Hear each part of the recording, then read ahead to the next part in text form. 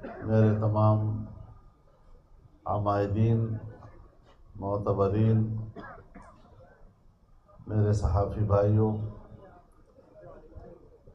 میں سب سے پہلے جناب ملک سجاد مصطفیٰ صاحب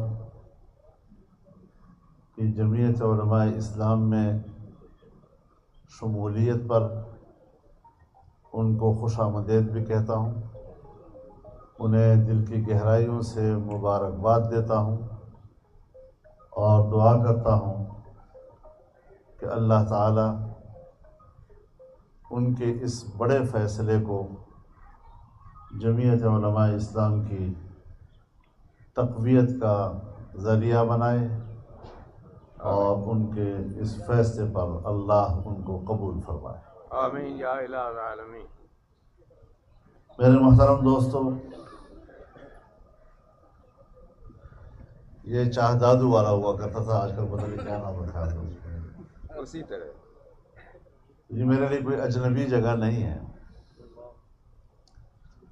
میری زندگی کی تعمیر میں اس چھوٹی سی بستی کا بڑا کردار ہے کہ میں یہاں اس درس میں پورا 1 سال پڑھا ہوں اور علوم کے امام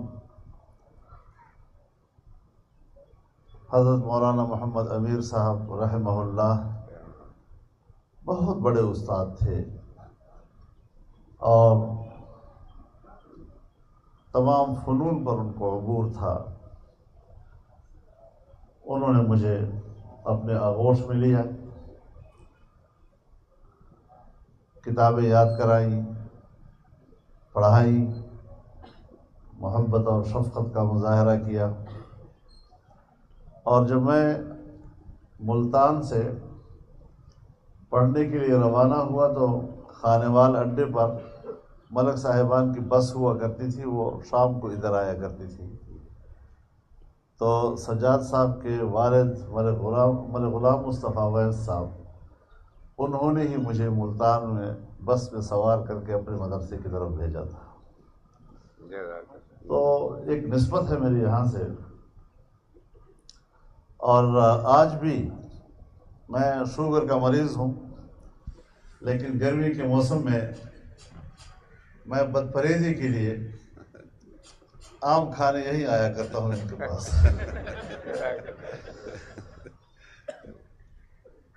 اس میں مٹھاس تو ہوتی ہی ہے، لیکن ملک صاحبان کی محبت کی مٹھاس جو ہے وہ اس میں اضافہ بھی کرتی ہے اور شوگر کا علاج بھی کر دیتی ہے۔ میرے محترم ساتھیوں، جمعیت علماء اسلام جس کی تاسیس سے آج تک 100 سال سے زیادہ کا عرصہ گزر گیا ہے، حضرت شیخ الہند رحمہ اللہ نے 1919 میں جس جماعت کی بنیاد رکھی تھی وہ آج ہمارے ہاتھ میں امانت ہے، اور حضرت شیخ الہند کی پشت پر بر صغیر کی آزادی کے لیے لڑی جانے والی قربانیاں، 100 سال کی قربانیاں ان کے پشت پر تھیں۔ اس زرین تاریخ کی یادگار یہ جمعیت علماء اپنے اکابر کی 2 چیزوں کے امین ہیں، ایک اس جماعت کا عقیدہ اور نظریہ، اور ایک اس عقیدے اور نظریے کے لیے کام کرنے کا منہج اور رویہ۔ میں آپ کو یہ بھی بتا دوں کہ جمعیت علماء کی تاسیس وہ کوئی صرف ایک مسلک کے علماء نے نہیں کی تھی. حضرت شیخ الہند کے ساتھ بر صغیر کے تمام مکاتب فکر کے علماء موجود تھے.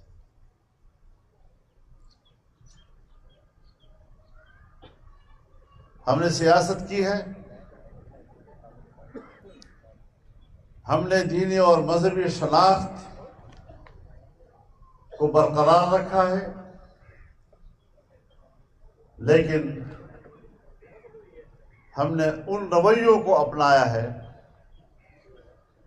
جس میں فرقواریت کی گنجائش نہیں. اختلاف تو فطری چیز ہے، وہ انسان میں ہوتا ہی ہے،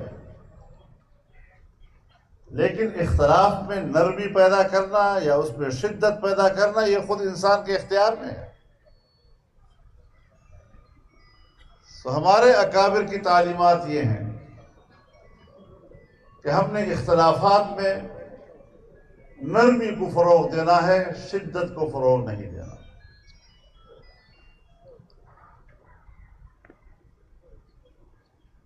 پبلک کے ساتھ ہمارا تعلق سماجی ہونا چاہیے.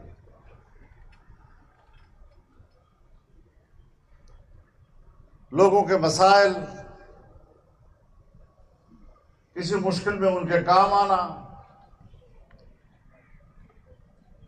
علاقے کی ترقی،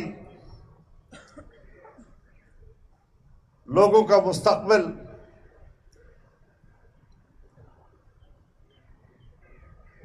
وہ کسی قسم کی مذہبی، فرقہ وارانہ، نسلی رنگ و نسب اس سے برتر ہونا چاہیے.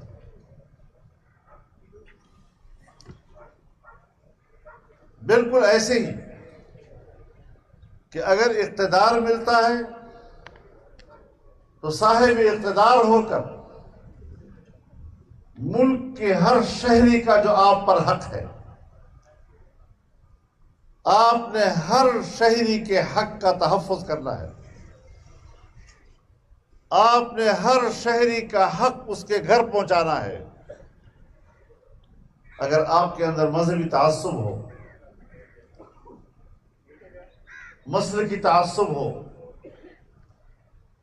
تو جب آپ کو ہاتھ میں طاقت آئے گی تو آپ کسی کو انصاف دینے کے بجائے، کسی کو اس کا حق دینے کے بجائے آپ اس کی حق تلفی کریں گے. اب وقت آ گیا ہے میں اپنے مخالف کو نچوڑ لوں. اگر کوئی اس کا حق ہے تو اس کا بھی راستہ روک دو. اگر حکومت ہاتھ میں آنے کے بعد میرے ملک کے ہندو کا بھی مجھ پر حق ہو، میرے ملک کے عیسائی کا بھی مجھ پر حق ہو، میرے ملک کے سکھ کا بھی مجھ پر حق ہو، تو پھر اپنے مسلمان کسی فرقے کا مجھ پر کیوں کر حق نہیں ہوگا؟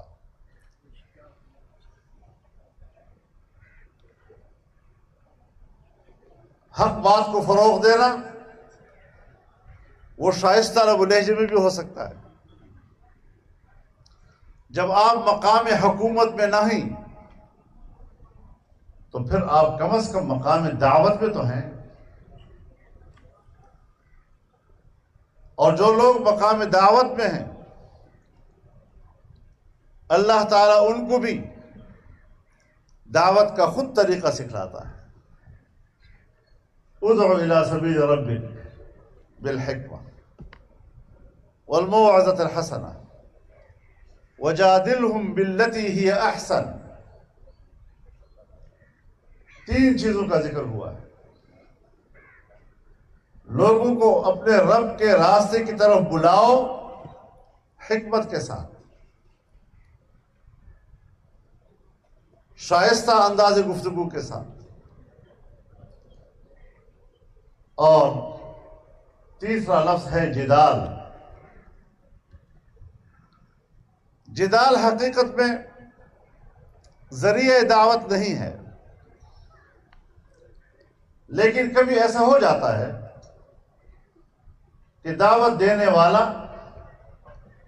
اور جس کو دعوت دی جا رہی ہے کہیں کسی مسئلے میں الجھ جائیں. اگر ایسا مرحلہ آ جاتا ہے جہاں دونوں آپس میں الجھ جاتے ہیں تو فرمایا وَجَادِلْهُمْ بِالَّتِي هِيَ أَحْسَنُ،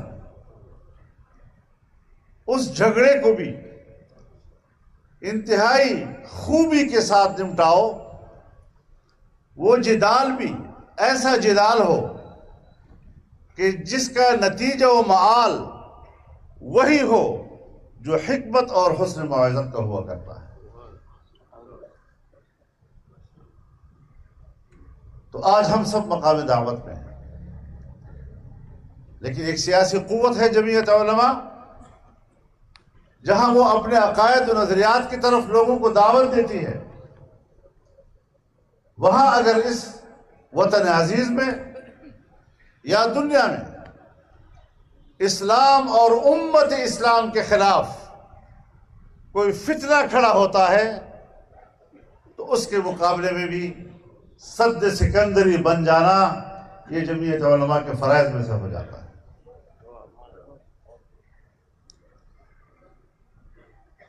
مجھے یقین ہے ملک صاحب ہوں، ان کا خاندان ہو، اس میں یہ بھرپور صلاحیت موجود ہے کہ وہ اپنے علاقے اور اپنے پبلک کے مسائل کو جانتے ہیں، ان کی ضروریات کو سمجھتے ہیں، ان کی ضروریات کو پورا کرنا، ان کے مسائل کو حل کرنا، اس کی تدبیر کو سمجھتے ہیں. ان کے پاس اس کی فرضیت اور وجوب کا احساس ہے. اور جناب رسول اللہ صلی اللہ علیہ وسلم کا ارشاد ہے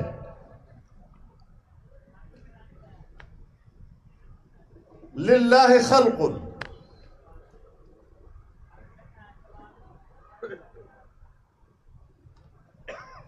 خلقهم لحوائج الناس.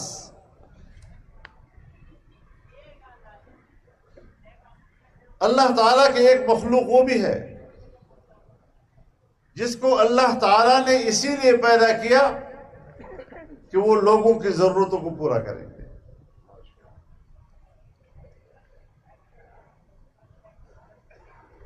اور لوگ لپکیں گے اس کی طرف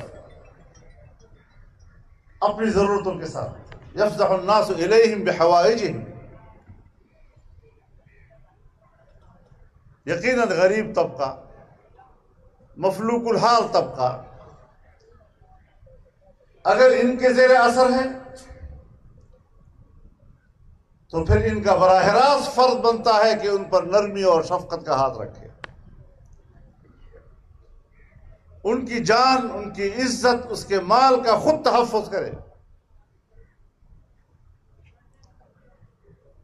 یہ زمیندار لوگ ہیں، ان کے زیر سایہ بہت سے لوگ یہاں پر ان کے مزارعین ہیں، کاشتکار ہیں، ان کے زیر سایہ زندگی گزار رہے ہیں. سب سے پہلا حق ان کے اوپر ان لوگوں کا ہے کہ ان کو اپنا حق پورا کر کے لے. وہ اگر کمزور ہیں تو ان کی طاقت بنے، کوئی ان کی عزت کی طرف لپکے تو یہ راستہ روکے، یہ ان کی امانت بن جاتی ہے. نہ خود اس میں خیانت کرتے ہیں اور نہ کسی دوسروں کو خیانت کرنے کی اجازت دیتے ہیں. اس کے علاوہ اگر وہ علاقے کی بااثر لوگ ہیں تو ہر شخص یہاں آئے گا اس ڈیرے پہ. کسی کا تھانے میں مسئلہ ہوگا، کسی کا کچہری میں مسئلہ ہوگا. ایک روایت یہ بھی ہے اذا اراد اللہ بعبدہ خیرا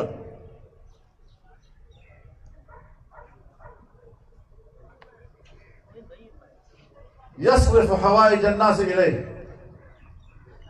اللہ تعالیٰ جس کے لیے خیر کا ارادہ فرماتے ہیں لوگوں کی ضرورتوں کو اس کی طرف متوجہ کر دیتے ہیں.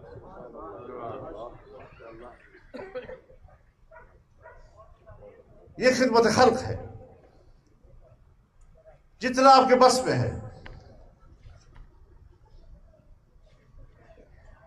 ہم نے ساری زندگی اسی میں گزار دی۔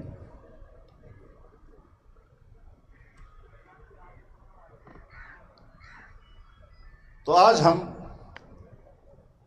انتہائی خوشی محسوس کر رہے ہیں کہ ملک صاحب کا جمعیت میں آنا یہ ایک فرد کا آنا نہیں ہے، یہ ایک علاقے کی بڑی قوت جمعیت میں شامل ہو رہی ہے،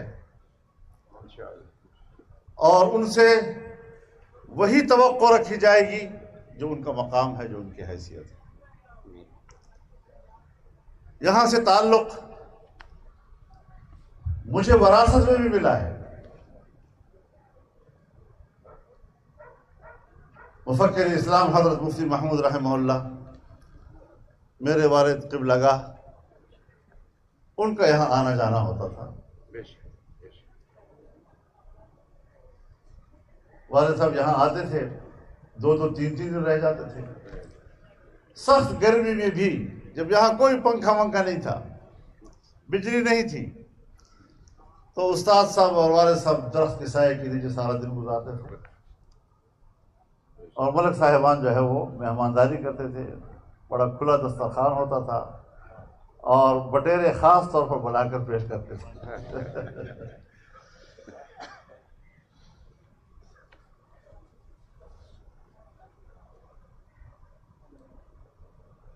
ملک خدا بخش صاحب مرحوم، وہ ہمارے جامعہ قاسم العلوم کے ممبر تھے، تاحیات ممبر تھے، اور اس کے بعد مولانا محمد اصغر، ملک اصغر کہتے ہیں لیکن ہم مولانا کہیں گے اس کو، کیوں فارغ التاثیر عالم ہے، وہ آج بھی جامعہ قاسم العلوم کے ممبر ہیں، جو شورا کے بھی ان کے عامل ہیں۔